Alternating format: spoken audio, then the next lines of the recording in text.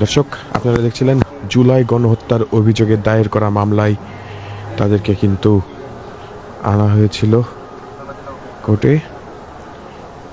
আন্তর্জাতিক অপরাধ ট্রাইব্যুনাল থেকে সরাসরি আপনাদেরকে দেখানোর চেষ্টা করছি। তাদেরকে কিন্তু এখন আন্তর্জাতিক অপরাধ ট্রাইব্যুনালের বিচার কার্যে শেষেই কিন্তু তাদেরকে নিয়ে যাওয়া হচ্ছে কোর্ট প্রাঙ্গণ থেকে কারাগারের উদ্দেশ্যে। দর্শক,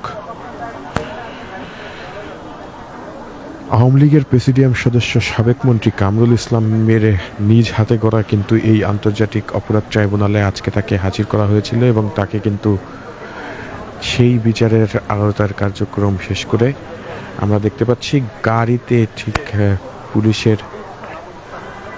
পুলিশি ভ্যানে তাদেরকে কিন্তু পিজন ভ্যানে করে নিয়ে যাওয়া হচ্ছে সেই তারই নিজ হাতে করা আন্তর্জাতিক অপরাধ ট্রাইব্যুনাল থেকে।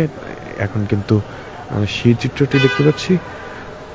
আদেশে ট্রাইব্যুনাল তাদেরকে আজকে হাজির করার কথা বলেন এবং আজকে কিন্তু তাদেরকে হাজির করা হয়। দর্শক, তাদের আমির হোসেন আমু, তাকে কিন্তু আন্তর্জাতিক অপরাধ ট্রাইব্যুনাল থেকে তার আজকের শুনানি শেষে পুলিশের পিজন ভ্যানের উদ্দেশ্যে নিয়ে যাওয়া হচ্ছে। তারা কিন্তু দেখছেন পুলিশি প্রহরাতে তারা কিন্তু আন্তর্জাতিক অপরাধ ট্রাইব্যুনালের দিকে এগিয়ে যাচ্ছেন। দর্শক, আমির হোসেন আমু তিনি কিন্তু 14 দলের আওয়ামী লীগের 14 দলের প্রেসিডিয়াম সদস্য ছিলেন। তাকে কিন্তু আজকে এই আন্তর্জাতিক অপরাধ ট্রাইব্যুনালে নেওয়া হয়। দর্শক, কামরুল ইসলাম তাকে কিন্তু এই তার নিজ হাতে গড়া আন্তর্জাতিক অপরাধ ট্রাইব্যুনাল তার সেখানে কিন্তু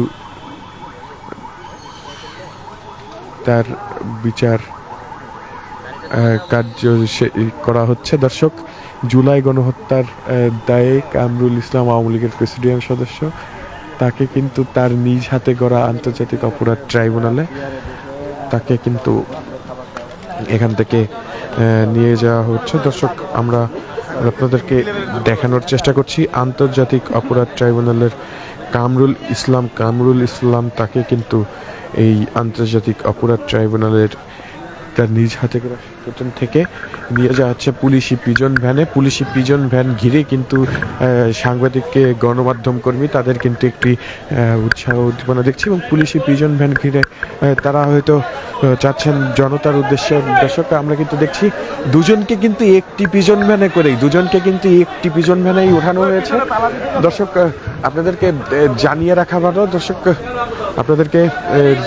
রাখা ভালো কামরুল ইসলাম তার নিজ হাতে গড়া এই আন্তর্জাতিক অপরাধ ট্রাইব্যুনালে আজকে তার বিচার হচ্ছে এবং আজকে তার বিচারের শুনানি শেষে কিন্তু আজকে আমরা দেখছি একই পিজন ভ্যানে করে তাদের দুজনকে কিন্তু নিয়ে যাওয়া হচ্ছে। দর্শক, আপনারা দেখছেন এই পিজন ভ্যানটি করেই কিন্তু আমির হোসেন আমু সহ আন্তর্জাতিক অপরাধ ট্রাইব্যুনালে বিচার হওয়া কামরুল ইসলামকে নিয়ে যাওয়া হচ্ছে কারাগারের উদ্দেশ্যে। সেই চিত্রই সরাসরি কিন্তু আপনাদের সামনে আন্তর্জাতিক অপরাধ ট্রাইব্যুনাল থেকে তুলে ধরছিলাম সুজয় মজুমদার, স্বাধীন বিডি 24।